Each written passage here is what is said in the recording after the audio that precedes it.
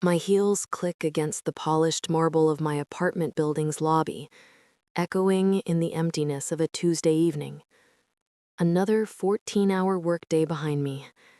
Another milestone reached for Horizon Brands. The client had practically hugged me after my presentation. I check my phone again. Still nothing. The elevator doors slide open with a soft chime, and I step inside, watching my reflection in the mirrored walls. Quinn Edwards, 32 years old today, senior PR executive, wearing exhaustion like an expensive perfume. My green eyes look back at me, searching for something worth celebrating. The number on my screen doesn't change. 0 messages, 0 calls. I tell myself it doesn't matter.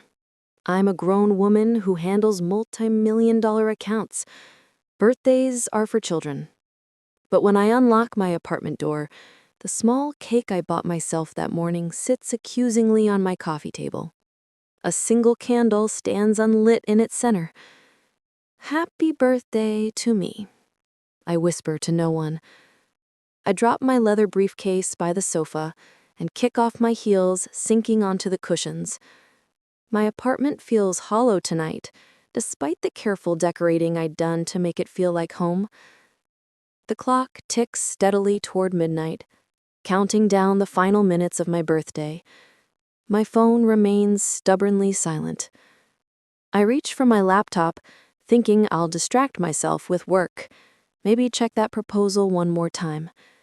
But instead, my fingers betray me. Opening Facebook. The first post freezes me in place. There's my brother, Miles. Champagne glass raised high, surrounded by smiling faces. Behind him hangs a banner, "Congratulations on your promotion."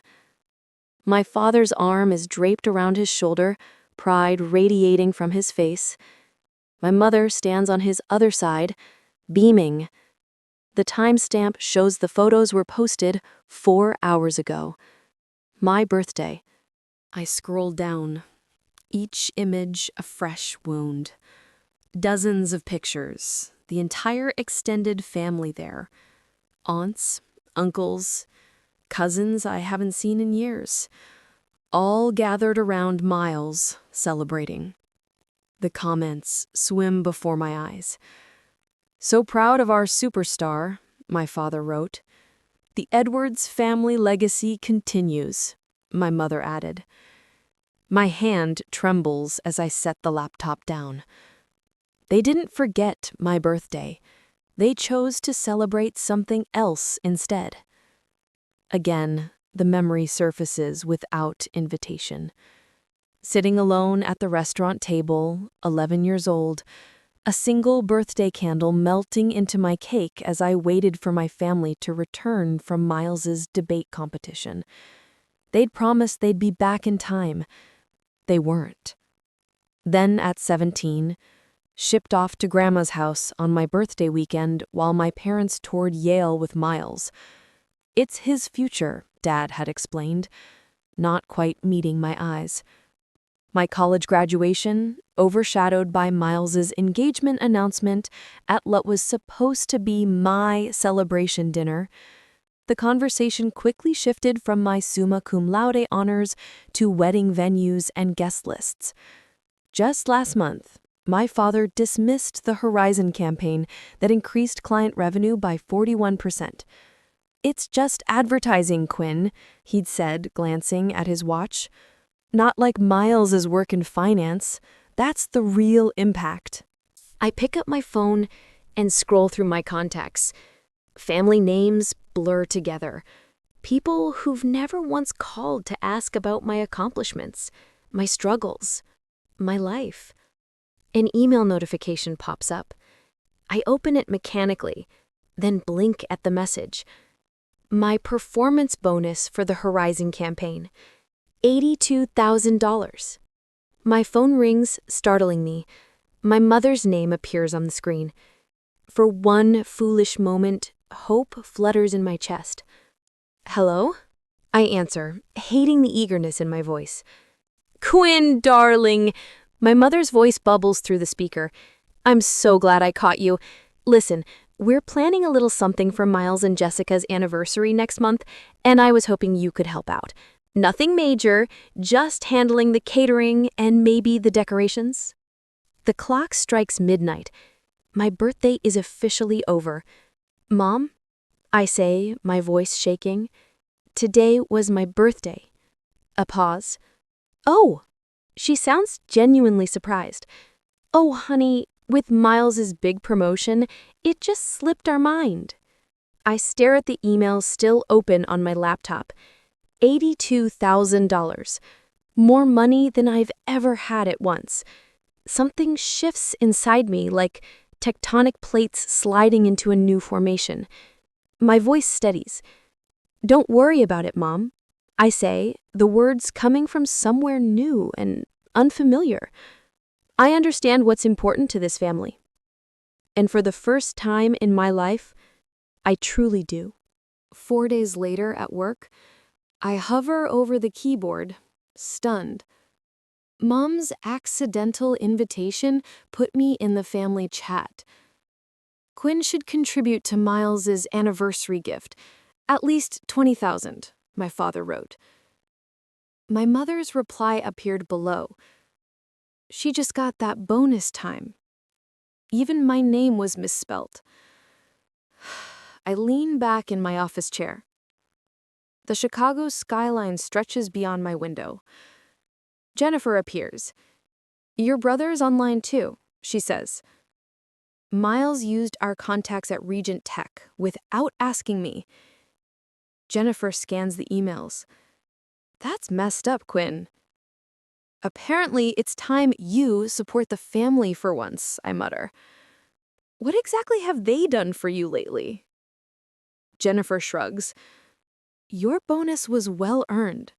Lawrence Chen, our CEO, appears. Westfield campaign numbers, 41% increase. Board ecstatic. You've earned every penny. After he leaves, Jennifer squeezes my shoulder. At least someone appreciates you. That evening, I visit Mrs. Bennett.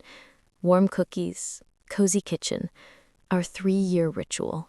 I tell her about the emails, the $20,000 expectation. Her hand covers mine. Some parents never see their children clearly. Her words linger as I face the family dinner I've dreaded for days. The Edward mansion looms. Father dominates conversation, mother perfect, Miles and Jessica poised. Dessert arrives. We need to discuss your contribution, my father says. $20,000. Family supports family, my mother adds. When had they supported me? I can't, I say. My voice steadies. That's a quarter of my bonus. My father frowns, voice dangerous. My future, I answer. My mother crumbles. What exactly have you done for me? The question slips out. I stand. I need to go, I say. My mother reaches for my arm. Not tonight. I walk out, guilt trailing like a shadow. But something else, too. Resolution. For the first time in 32 years, I refuse to fade into the background of my brother's life. It feels terrifying. It feels right. I find a lakefront house in Michigan. Wide windows, wooden deck, mature pine trees. Price? $365,000. I visit, decide immediately, and sign the mortgage. Mrs. Bennett pats my hand. Sometimes we need to build our own sanctuary, she says. Weekends at the lake house are mine. I fill walls with awards and photos of moments I'm proud of. The master bedroom becomes the birthday suite. Reading chair by the window, books stacked, soft bedding. Invitations go out only to those who truly celebrate me. Jennifer, colleagues, and Mrs. Bennett.